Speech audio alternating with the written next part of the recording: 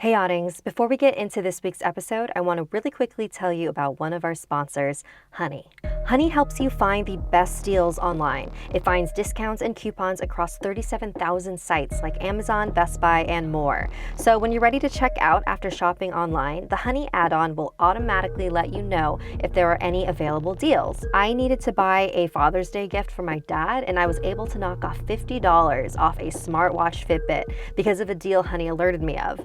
Not that I'm against paying full price for a gift for my dad, but it is always very exciting to save money. Look, there's really no reason not to use Honey. It's free to use and easy to install on your computer in just 2 clicks.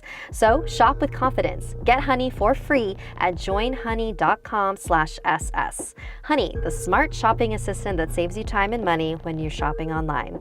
And now, back to the show. Hey, I'm Sapphire. Want to hear something scary? Under the bed. The following is a true story that was shared by Xochitl Garcia, who was the fiance of our animator, Johnny Ashley. This is her father Henry's encounter with the paranormal. My name is Henry Paul Garcia. When I was about 5 years old in 1945, something happened to me that, to this day, neither I nor the rest of my family can explain. So every summer, my family would stay with my abuela in Guadalajara, Mexico. She lived in a cramped apartment house known as a vecindad. It was just one narrow hallway with 8 single-room units leading up to one wash area, shared by all of the tenants. My abuela's unit in particular was very tight. There were many of us that had to squeeze into the small quarters, but we made it work. Packed into one room, it was myself, my sisters Teresa, Cristina, Irma, and Mercy, my mother Consuelo, my tia Wera, my tio Roberto, my abuela, and my aunt's dog Changa. Changa had always been protective of me.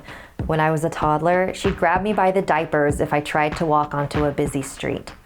So this one summer, my sister Teresa and I were playing on one side of the room while the rest of our family was chatting on the other side.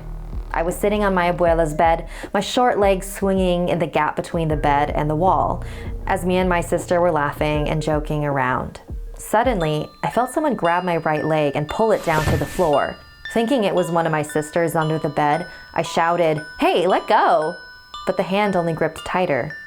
And I know that I was very young and small at the time, but I remember that hand feeling very, very large. It had a hold on almost my entire calf and ankle. I tried to kick my leg free, but it wouldn't budge. I was getting annoyed with whoever was messing around with me, so I leaned over the side of the bed to ask them to let go once more. But as I leaned over, I fell quiet, because there was no hand on my leg. I couldn't see anything, but I could absolutely feel it, and it was still not letting go. I started screaming and crying, frantically trying to break my leg free. Teresa didn't know what to do and started screaming with me. That's when everyone else came over to see what was wrong, including Changa. She ran under the bed, barking and yelping at whatever was holding my ankle. Moments later, she skidded out from underneath the bed, like she was shoved, but hard. She ran back under, and again, she was thrown across the tiles. This happened over and over several times. Next, my tio Roberto came and tried to wrench me loose, but even with his strength, he couldn't pull my leg out from the gap. The large, invisible fingers squeezed even tighter. And then my abuela had a thought. See, there were rumors that when the Spanish conquered Mexico, they didn't trust the banks to carry their gold, so they hired natives to bury the treasure in secret locations. But after the hole was buried and the treasure was secured, they'd kill the natives, so they could never disclose the location to anyone. The Spanish then believed that their spirits would stop anyone from coming near the gold. It was also said that these spirits do not like excessive cursing. So, that's just what my abuela did. And boy, could she curse. Cabrón, que tú vengas a la chingada. Quiero que tú Desgraciado. vengas al demonio. I felt the phantom fingers loosen their grip. It worked. When I could move my leg again, I jumped off the bed and ran towards the other side of the room with the rest of my family. We all began praying together. Years later, we reflected on this traumatic incident with my abuela. She told me that she remembered a while ago the two women who owned the apartment building had disappeared without a trace. They did, however, leave behind a large, dug-up hole in the yard. That got people talking.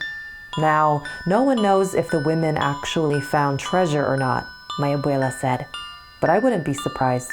So maybe there is more buried treasure around here somewhere, but I don't think we should go looking for it. I'm 78 years old now. To this day, my siblings and I don't hang our feet over the side of beds. And I'm not a superstitious man, so I know that may sound a little silly, but that's how much that night affected us. Maybe it was a ghost, maybe it wasn't.